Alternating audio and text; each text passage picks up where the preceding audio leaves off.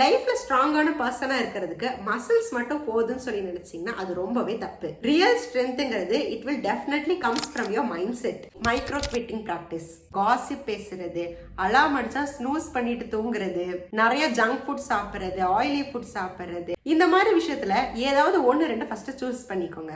அத கண்டினியூஸா 30 டேஸ்க்கு பண்ணாம அவாய்ட் பண்ணிட்டே இருங்க. Silence hours.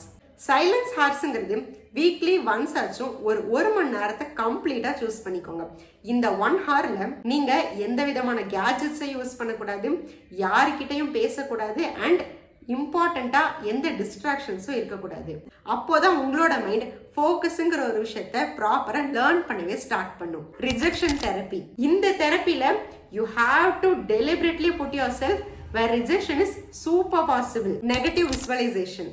Mentally and emotionally எல்லாமே பாசிட்டிவா தான் போகும்னு சொல்லி நம்ம நம்பினாலும் at least once in a week ஆச்சும் ஏதாவது ஒரு வர்ஸ்ட் கேஸ் சினாரியோவை திங்க் பண்ணி பாருங்க. இன்கேஸ் நீங்க பண்ணிட்டு இருக்கிற ஏதாவது ஒரு ஒர்க் நெகட்டிவா போயிடுச்சுனாலோ இல்ல பர்சனல் லைஃப் ஏதாவது ஒரு விதத்துல நெகட்டிவா மாறிடுச்சுனாலும் அந்த டைம்ல நீங்க என்ன பண்ணுவீங்கிறத ஜஸ்ட் திங்க் பண்ணி பாருங்க. Power of restraint. Tea, coffee, sweets இல்ல சோஷியல் மீடியா யூஸ் பண்றது, இந்த மாதிரி ஏதாவது குட்டி குட்டி விஷயத்த சூஸ் பண்ணிக்கோங்க.